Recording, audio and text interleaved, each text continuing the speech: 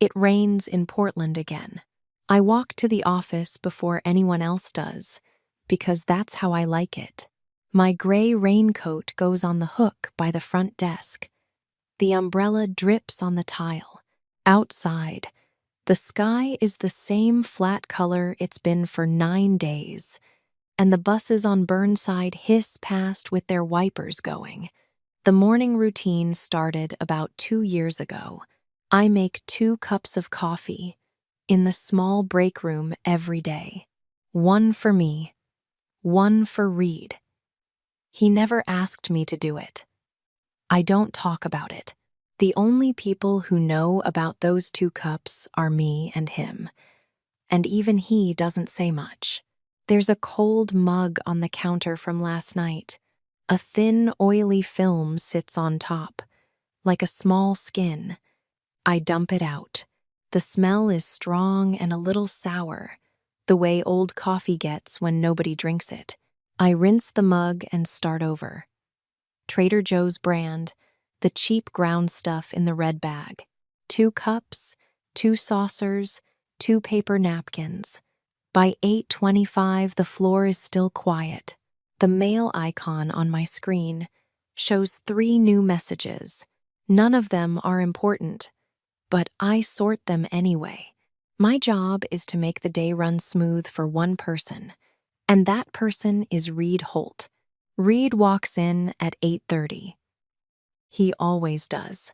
He stops at my desk, picks up the mug, and says, "Thanks, Tova." He smiles. I smile back, but I don't say anything. He walks into the glass room, the corner office that everyone here calls the fishbowl, and closes the door behind him. My eyes hold on the glass for a second. Then it's back to work. He has access to nothing on my computer, but I have access to everything on his. That's how assistant work goes. I open his calendar and put in the day's notes. Reed has a 10 a.m. with the Bayview client. Reed has a 1 p.m. with HR. Reed needs to sign the supply order before Friday. Small things. I know his week better than anyone, including, I tell myself, his wife. Then I stop and fix the thought. He's not married. I've been here 2 years, and there's no ring, no photo on his desk, no story. He's not married. That's what I believe anyway. The coffee shop downstairs is called Otis. It sits on the corner of Stark and 3rd, next to a dry cleaner with the same yellow sign since 1987. Every morning around 10, after Reed leaves for his client meeting, I go down for a drip coffee. I don't really want it. I just want to be near the building entrance at the same time he might come back. This morning, Theo is in line in front of me. He turns around and his eyebrows go up. "You always wait for Reed, huh?" My face goes hot.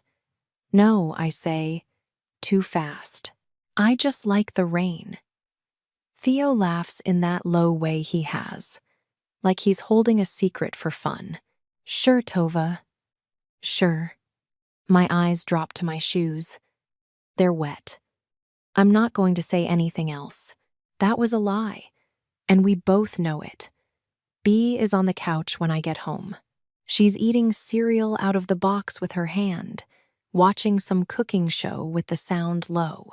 We've been roommates for 10 months, since the divorce went through, and I couldn't afford a 1-bedroom by myself anymore. Bea is the kind of friend who notices things you wish she wouldn't. "You're too quiet lately," she says. "Are you okay?" "Just tired." That's my second lie of the day, if I'm counting, and I'm counting. My room is small, with 1 window. I lie down with my coat still on. Out on the street, the rain is steady, and somewhere, down the block, a car alarm starts up and stops. There's a thin crack running across the ceiling that looks like a river. I count my breaths until they slow down. The next morning, I'm at my desk by 7:50 like always. The 2 cups of coffee are made. The mail icon shows a new message from the director. The subject line is in all caps. Big news. Senior sales manager position open. 6 months ago, the director took me aside in the hallway after a quarterly meeting. He said the next opening, the senior spot, was going to be mine. He said, "You've earned it, Tova." I have held on to that sentence ever since. I read the email 3 times. My mouth turns up at the corner. It's the first time in weeks I've felt anything good. The next week, the office talks about nothing else. Senior sales manager, 40,000 more a year, a corner office, a path that goes somewhere real. People at the front desk congratulate me before it's even mine. I let them, because that's what the director said. On Thursday, the director calls a big meeting. The whole sales floor crowds into the conference room with their notebooks and their cold lunches. I sit at the far end of the table. Reed is across from me, scrolling his phone. He doesn't look up when I come in. The director clears his throat. We've got a senior sales manager spot opening at the end of the month. After thinking it over, I want to put 2 strong people in front for it, Reed Holt and Tova Park. I'll let you both know my choice by the 30th. My pen stopped on the page. 2 names. Mine and his. Mine was supposed to be alone on that list. Reed still doesn't look at me. Not a glance, not a nod. He nods at the director. His face stays flat, and his thumb keeps moving on his phone. I'm quiet for the rest of the meeting. I write small circles in the corner of the page until it's over. 2 people from accounting touch my arm on the way out and whisper, "Good luck, Tova." One of them says, "You deserve it." I nod, because I don't trust my voice yet. After, I head to the kitchen to make a coffee.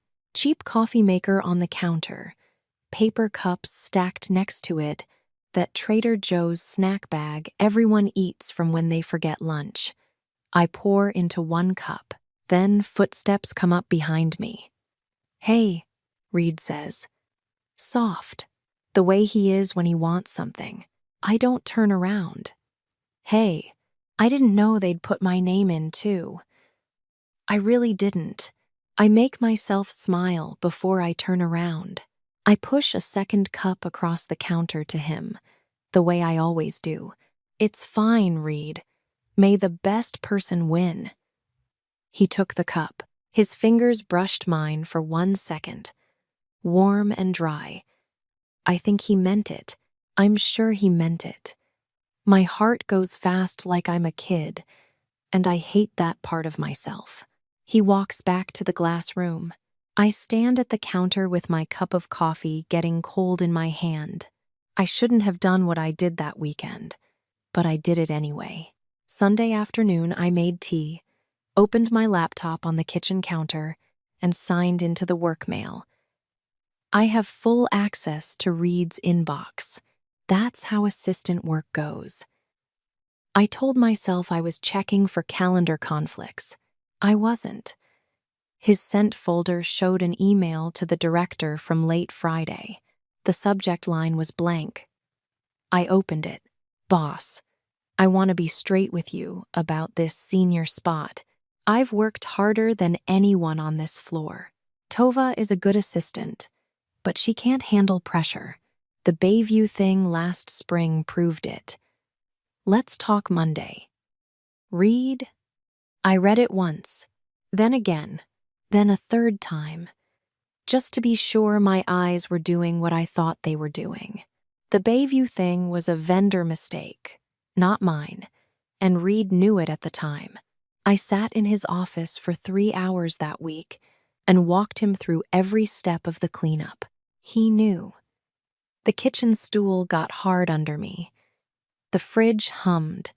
I closed the laptop slow and didn't cry yet. B came home with grocery bags and found me there. What happened? Nothing. Just the rain. That's another one. She watches me for a second. Then she puts the bags on the counter and doesn't push. That's the thing about B.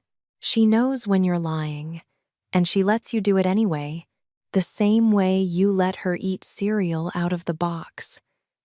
Monday morning, I'm at the office at 7:50. I make 1 cup of coffee. Just one. I sit at my desk with the mug warm in my hands and wait. Reed walks in at 8:30. He stops at my desk. His eyes go to the empty space where the second mug usually sits. He looks at me. I look back. He doesn't say anything. He walks into the glass room, closes the door, and sits down at his laptop. I watch him through the wall. He doesn't come out for an hour. At 9:45, Theo slides up to my desk like he's been waiting for the right moment. He puts his elbow on the corner and leans close. You should hear what he tells the director. About you. My eyes lift. What are you talking about? He drops a small thing on my keyboard. A USB drive. The cheap silver kind you get in a bulk pack at Office Depot. Open it tonight. Not here. Tonight. Then Theo walks away like nothing happened. Back to his cubicle, back to his phone calls. I pick up the USB. It feels cold. It weighs almost nothing. I slip it into my pocket and feel it there all afternoon. This small piece of plastic, this small thing I haven't opened yet. I waited until B was asleep. The light in her room clicked off around 11. I sat on my bed with the USB drive in my hand for a long time before I plugged it in. There were 2 files on it. One was an audio file, about 3 minutes long. The other was a photo. I clicked the audio first. There was static, the kind you get from a phone pressed against a desk. Then Reed's voice came in. He was laughing. Look, she wants this job too much. She'll break the first time someone pushes her. Trust me, I know her well. Another voice said, You're sure? That was the director. I knew the flat, gravelly voice from 100 staff meetings. I'm sure, Reed said. She's good at the work. She doesn't have the spine. The director laughed.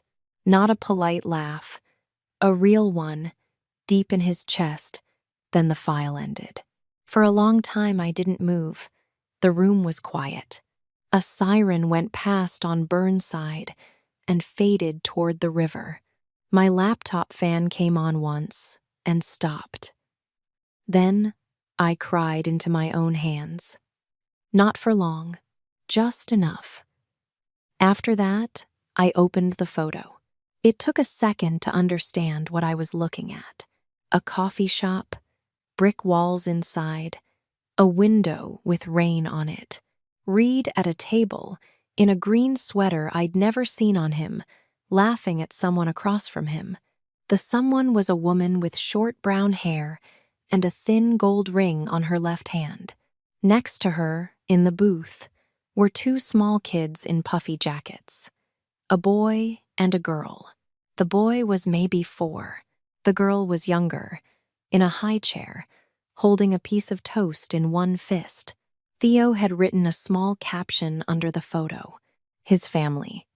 From Seattle. They drive down every 2 weeks. Coffee shop on Mississippi Avenue. The date on the photo was 3 weeks ago. I texted Theo. My fingers were shaking, and I had to type it twice. How did you get this? He wrote back fast. My sister waits tables there. She recognized him from his LinkedIn. She took the shot from the back of the room. I didn't write anything else. For a long time after, I sat on the edge of the bed with my laptop hot on my knees. and thought about every morning for 2 years. The 2 mugs, the small nod when he came in, the brush of his hand on mine in the kitchen. I had never asked one single real question. I'd been an idiot. At 6:30 the next morning, I went to the office without makeup on. I didn't make any coffee at all. I sat at my desk with my hands flat on the wood and waited. Reed walked in at 8:30 like he always did. He stopped at my desk. His eyes went to the empty space on the counter. "Good morning," he said. He smiled, just a little. He was waiting for me to do my part. I didn't. "How's your family in Seattle, Reed?" His face changed. He went pale in 1 second. I watched him try to speak and find no words. He turned and walked into the glass room and pulled it shut behind him, hard enough that the wall shook. Then I heard the small click of the lock on the door. I stayed at my desk. I sorted 3 emails. I deleted a meeting request. 10 minutes later, his head came out around the frame. "Tova. In here. Now." I got up and went in. He pushed it shut behind us. "Who told you?" he said. "Does it matter? My wife doesn't know I work here. Please. What does she think you do?" He rubbed his face with one hand. "She thinks I work in Seattle. I have a place there too. I go home every weekend. 2 lives, 2 cities. And me?" He looked at me. His eyes were very tired. "You're a friend, Tova. A good friend. A friend you said couldn't handle pressure." He didn't answer. The silence sat between us for what felt like a full minute. I could see the floor of the sales pit through the wall. People moved around with coffee cups. None of them looked in. "I'm sorry," he said finally. "Please, Tova. Please don't tell anyone." I walked out. I didn't say anything to him. I went past my desk and through the lobby and out into the rain on Stark Street. I stood there with the rain hitting the top of my head and didn't move. The buses went past. The dry cleaner sign blinked yellow, off, yellow. A small decision came to me standing there in the cold. No more crying. I had already cried enough for 2 years' worth. That night, I sat at the kitchen counter in my apartment. Bea was at her boyfriend's place. Mine was empty. I opened my laptop. I looked at the photo again. The woman, the 2 kids, the booth. The caption had a word in it I hadn't really seen the first time. A name. Cleo. Cleo Holt. I searched her on Facebook. She didn't have much privacy on her account. Her profile was right there. Public photos, a yoga studio in Seattle, her 2 kids at a pumpkin patch last fall. Real. Very real. I opened a message and started typing. "Hi, I'm Tova Park. I work with your husband, Reed, in Portland. I don't know how to say this in a kind way, so I'm just going to say it. There are some things I think you need to know about him. About me. About what I thought we were. I'm sorry to write to you like this. If you want to talk, I'm here." My finger sat on the trackpad a long time. I read it 3 times. Then I clicked send. I watched the little line move from sending to delivered. I closed the laptop. I stared at the wall until the heater clicked on, and then I stared at the wall some more. She wrote back the next afternoon. 3 sentences. "Tova. Yes. Can we meet? Please." We picked a coffee shop neither of us would normally go to, a place on Hawthorne with hard wooden chairs and a chalkboard menu that had been the same for 10 years. It was raining when I got there. She was already at a table by the window. a paper cup in both hands, a thin gold ring on her finger, a black raincoat folded over the back of her chair. Cleo Holt, the woman in the booth in the photo. When she saw me, she stood up. We didn't hug. We sat. "Thank you for writing me," she said. "I thought you didn't know." That was what I'd come to say first. She looked down at her cup for a moment. "I knew about Portland. I knew about you." The words took a few seconds to land. "What?" "He told me about you 3 years ago. He said you were his work wife here, that you were close." "We weren't close." I wrapped my hands around the paper cup of coffee I hadn't even ordered yet. I was his assistant. I made him coffee. Tears slid down her face slowly, without sound. She didn't try to hide them. "He said you knew about me and didn't care. That you were fine with all of it." "I never knew you were real," I said. "Not until last week. I thought he was single." We sat there a long moment. "He lied to both of us," Cleo said. She put her phone on the table between us with the screen up. "I want you to see something." There were texts, long threads of them, going back months. My name was in every one, written like a curse. "Tova is sad and bitter. She follows me around. It's a lot. She wants me, but I'm yours. Just be patient with her. She'll move on." My hands shook so hard, the cup made a small ring on the table. I pulled them back into my lap. "I'm sorry," Cleo said. "I don't know why I'm apologizing. He did this, but I am sorry." I tried to find something to say and couldn't. We sat there for maybe 20 minutes without talking, while the rain came down on the window and the man behind the counter steamed milk for someone else. When I left, Cleo touched my hand once on the way out. We didn't say goodbye. Bea was home when I got back. She looked up from the couch. "Where were you?" I didn't answer.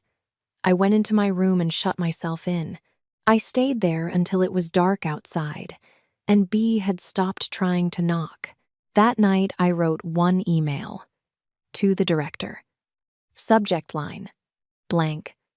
I attached 3 things. The audio file Theo had given me, the photo of the family in Mississippi Avenue, 4 screenshots from Cleo, which she'd sent me on the way home.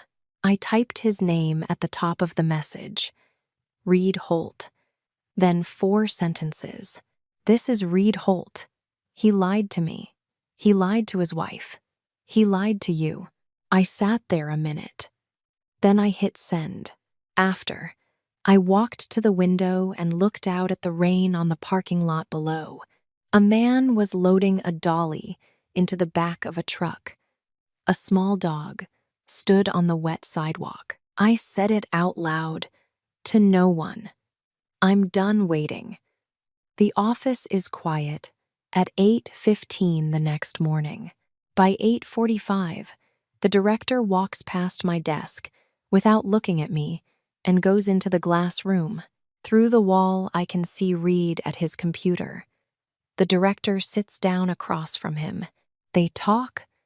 Their faces don't move much. The conversation goes on for 40 minutes. When the door opens, Reed walks out first. He doesn't look at anyone on the floor. He stops at my desk. He doesn't sit. He puts both hands on the edge. "You ruined my life, Tova." He says it soft, no anger in it, just empty. "You ruined it yourself," I say. He walks away. I watch him go to the elevator. The doors slide shut, and he's gone. Theo comes over a few minutes later. He's grinning, this small private grin, like he's been waiting his whole career for a Tuesday like this one. "You did it," he says. I don't smile back. I look at him until his face changes, and he walks back to his cubicle without saying anything else. In my chest, there's nothing. 2 weeks after Reed was fired, the director called me into his office. Tova, we need to talk. I sat down. The chair was a little too high. You shouldn't have read his email, he said. That's our system. Our system is private. You broke a rule. He lied about me. He lied to all of us. Maybe so. You still broke the rule. I'm sorry, Tova. We have to let you go. Today. I held very still for a second. What about the promotion? It's gone. For both of you. I walked back to my desk. They'd already left a paper box on the chair, the way they leave a paper box when they've decided in advance. I put my things in it. My gray raincoat, one spiral notebook, 2 old coffee mugs I kept in the bottom drawer. That was everything. The box was light. Nothing of his went in. I carried it across the sales floor. It was quiet. 40 people had pretended not to be looking at me for the last hour, and they were pretending now. No one stood up. No one said anything. Theo wasn't at his desk. He was on a sales call somewhere in another room, or he had stepped out to a coffee shop, or he had simply made sure not to be there when this happened. I stopped at the office door one last time. I turned and looked back. The glass room was empty. My desk was empty. The Trader Joe's snack bag was still on the kitchen counter. Outside the window of the conference room, the rain was starting up on Stark Street again, soft and steady, the way it had been the morning I made the first cup of coffee for him 2 years ago. Then I walked out. A month later, I sat at the coffee shop under my apartment and worked the laptop. I sent my resume to 11 places. 3 of them wrote back to say they were going in a different direction. The other 8 didn't write at all. I called the companies my old friends had told me to call. The voices on the other end said, "We'll absolutely give you a call back, Tova." They didn't. I knew why. My name was bad in this town now. The story of what happened in our office had traveled, the way office stories always travel. Somewhere along the way, I had turned into the woman who read her boss's email. Not the wronged one, the mean one. B sat with me one night on the couch with a bowl of pretzels between us. The TV was off. "Maybe move to another city," she said softly. "Get a clean start. Seattle, Tacoma, anywhere." I didn't answer her. The thought sat between us for a minute, and I didn't pick it up. A few nights later, I was on LinkedIn just scrolling. I shouldn't have done it, but I typed Reed into the search bar. He was there. The profile picture was new. He had on a navy blue shirt. He was looking right at the camera, and there was a small expression on his mouth that I knew well. New job, Senior Sales Director, Pacific Coast Group, Seattle, Washington. Started 2 months ago. In the background of the photo, you could see a corner of a kitchen, and in the corner of the kitchen, just barely, you could see the shoulder of his wife. They were still together. Of course they were. I closed the laptop and walked to the window. The Portland rain was coming down on the parking lot below, the way it always did. A man was unloading a truck. A small dog stood on the sidewalk again, the same one or one just like it. The kitchen counter behind me had a coffee cup on it. Just one. I'd only made one. There was nothing on the other side of the counter. No second cup, no warm circle on the wood where it should have been. I stood at the window and watched the rain.